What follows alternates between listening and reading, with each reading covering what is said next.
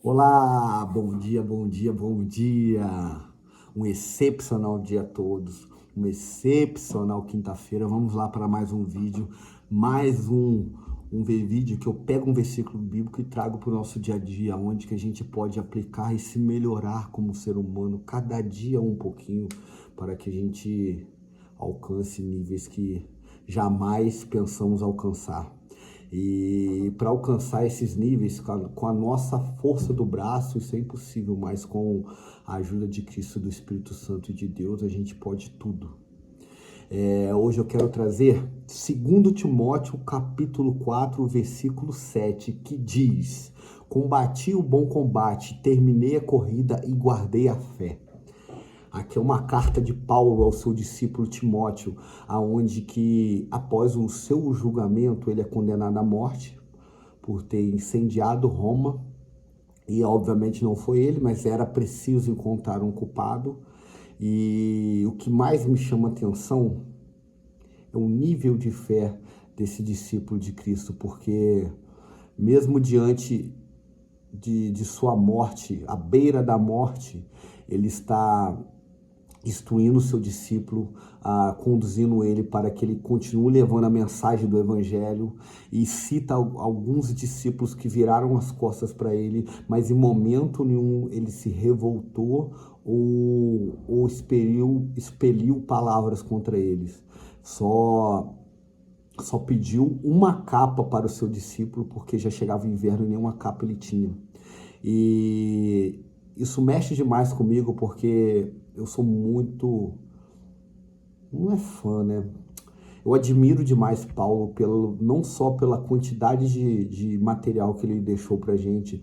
Ele tem, acho que se não me engano, 13 capítulos que se diz. 13 cartas, não é todas cartas, né? Porque tem cartas, epístolas. Ele tem, acho que mais de 30% do Novo Testamento só por ele. Ele produziu mais do que todos os discípulos, mas deixa de babação para Paulo, bem que ele merece, porque ele produziu muito, o que nos ajuda até o dia de hoje, mas eu quero focar nesse versículo 7 de 2 Timóteo capítulo 4. Combati o bom combate, terminei a corrida e guardei a fé. Aonde que a gente pode aplicar isso no nosso dia a dia?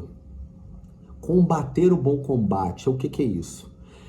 Não gastar energia com coisas que não são edificantes. Vou citar exemplos simples. Por exemplo, hoje eu estava ajudando um amigo meu num sítio e o caminhão lá do material foi passou na canaleta, derrubou a canaleta. E ele assim, poxa, mas ele não podia ter passado lá. Aí eu falei, meu amigo, é o seguinte, já derrubou. Então não vai adiantar você chorar o leite derramado. Foca a sua energia para quê?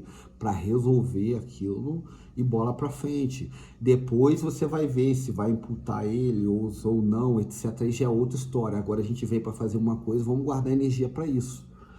Isso a gente pode utilizar em várias áreas da vida. Eu até estava conversando com uma pessoa agora aqui sobre nosso ciclo de influência. Tem um termo que chama quer dizer, não é um termo que se chama. O que é combater o bom combate, na minha opinião? É você agir só em cima do seu ciclo de influência. É o quê? O que está no seu alcance. O que não está no seu alcance, que é a influência de outro, existe 3 tipos de influência. Vou destrinchar aqui um pouco mais.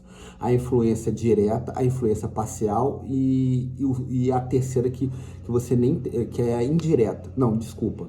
A direta, a indireta e a outra que você nem tem. Vou destrinchar aqui.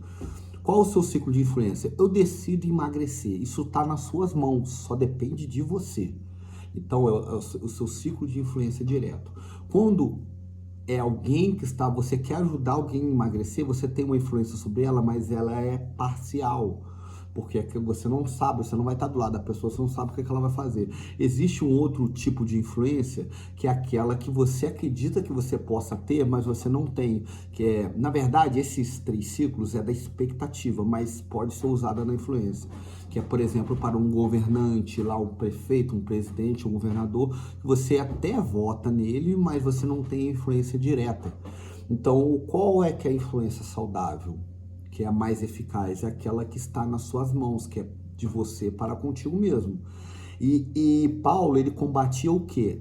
A boa influência, o que ele poderia fazer, que é o quê? O propósito de vida, que era seguir propagando o evangelho diante de outras cidades, abrindo igreja, instruindo através de cartas. Ele se dedicou o resto da vida dele, depois que ele se converteu, só para isso. Então, ele não estava gastando energia dele reclamando de quem traiu ele, tentando se defender, fazendo coisas que estavam fora do propósito dele. E por causa disso ele terminou a corrida dele. Estava terminando porque ele estava prestes a morrer, já estava condenado, ele ia ser executado a qualquer momento. E no nosso dia a dia, o que a gente pode fazer que é combater o bom combate para que a gente termine a boa corrida? Por incrível que pareça, eu estava conversando com essa pessoa agora, falando sobre as 3 áreas da nossa vida, que é corpo, alma e espírito. E é feita uma analogia na filosofia, que é o seguinte: aquelas carruagens antigas, onde que tem um passageiro, tem a carroça de baixo, o carroceiro e os cavalos. Então, nessa analogia de corpo, alma e espírito, o espírito é aquele passageiro da carroça, a carroça é o corpo e o cavalo é as emoções. Aonde que, se as suas emoções estiverem descontroladas, abaladas, aquele cavalo não vai ir para a direção que o dono da carroça quer. Ou vamos para o corpo. Se a roda daquela carroça quebrar, aquela carroça não vai andar. Então, para que o espírito chegue no final da corrida, ele precisa que essa tricotomia tenha um funcionamento correto. O corpo esteja na sua melhor performance, você se alimentando bem, fazendo atividade física, procurando hábitos benéficos para o seu dia a dia, leituras, conversas edificantes, coisas do tipo. A alma é você estar em ambientes que não deturpem, não adoecem as suas emoções, ambientes onde não tenha fofoca, ambientes onde tenha conversas edificantes, coisas construtivas. E o espírito, você alimentar ele com oração, fé e outras coisas. Então, para que essa corrida chegue aonde que ela tenha que chegar, você chega no final da corrida, é necessário cuidar dessas 3 áreas, corpo, alma e espírito. Também tem um filósofo que fala, ele tem uma frase que me fugiu, que é mais ou menos assim, eu não estou lembrando ela na sua exatidão, que ele disse que foi entregado a mensagem para ele entregar a cavalo, só que o cavalo morreu e a mensagem não chegou onde que tinha que chegar. O que ele estava citando isso prestes a morrer? Que ele deveria ter cuidado mais do seu cavalo, que é aquilo que ia transportar essa mensagem mais longe. É claro que não é no sentido espiritualista lá, o cavalo, não. É do sentido o quê? O corpo, que é carregar a mensagem. E isso é crucial para que a gente chegue no final da corrida, que é o quê? Cumprir o nosso propósito. Todo mundo vem na Terra com um propósito. Já se Deus nos conhece desde o ventre da nossa mãe, sabe do nosso coração, sabe aonde que a gente vai chegar, o único que pode impedir isso é a gente mesmo. Se a gente cuidar do corpo, alma e espírito e lutar a boa luta, a gente vai chegar no final da corrida. Mas tem uma coisa que vai fazer a gente chegar no final dessa corrida com plenitude, com o máximo de vigor físico e felicidade interna, que é o que? Você guardar sua fé. Guardar sua fé é o que? É crer em algo e ter certeza que isso vai acontecer. Tanto que nesse versículo ele fala que, deixa eu ver aqui, se eu não me engano, no último, só para me ler aqui na íntegra, cadê? O Senhor com seus, não, peraí, não vou achar aqui, melhor deixar para lá. Que ele sabe que ele vai acessar o reino dos céus, que é mais ou menos, agora eu poderia ter marcado aqui, eu perdi, mas vamos lá. Então, guardar a fé é a gente usar a nossa imaginação, nossa visão de futuro para algo para quem sabe aonde que a gente vai chegar, que é Cristo. Ele sabe onde vai chegar, ele nos guia, mas a gente precisa permitir-se ser guiado nessa batalha, nesses combates, para que essa corrida a gente chegue no final tendo cumprido o nosso propósito. E é incontestável que Paulo cumpriu de maneira magnífica o propósito dele. Ele abriu muito mais igrejas que os outros discípulos, ele tem muito mais cartas, epístolas, menções no Novo Testamento, mais que todos os outros discípulos. É claro que ele tinha muito mais capacidade, era um cara altamente estudado, ele tinha dupla nacionalidade, ele era um cara com bastante capacidade, coisas que os outros discípulos eram alguns iletrados, outros humildes. E Paulo era um cara muito mais capacitado. E como a própria parábola dos talentos nos ensina, quanto maior a sua capacidade, mais lhe é dado para que você multiplique aquilo mais.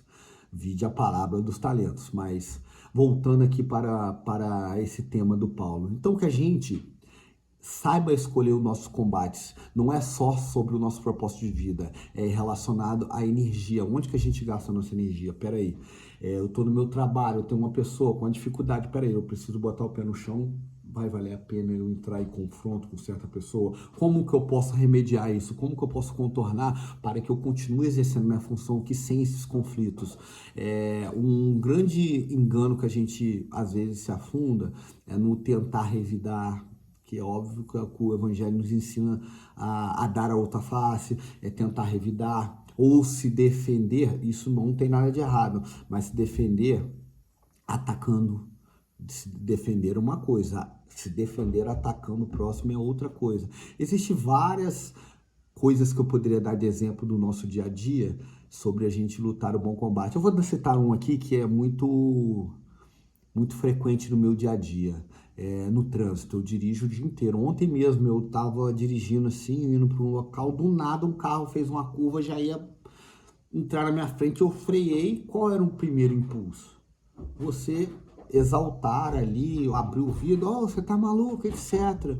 Só que, graças a Deus, eu já trabalhei isso em mim. Eu permaneci do mesmo jeito, eu consegui frear, ele retomou o controle, foi embora, até parou no semáforo à frente. Qual que ainda era o impulso? Eu parar do lado dele e tirar satisfação. Não, tá tudo bem, não aconteceu nada, eu consegui frear, eu estava atento, ele pegou, foi embora.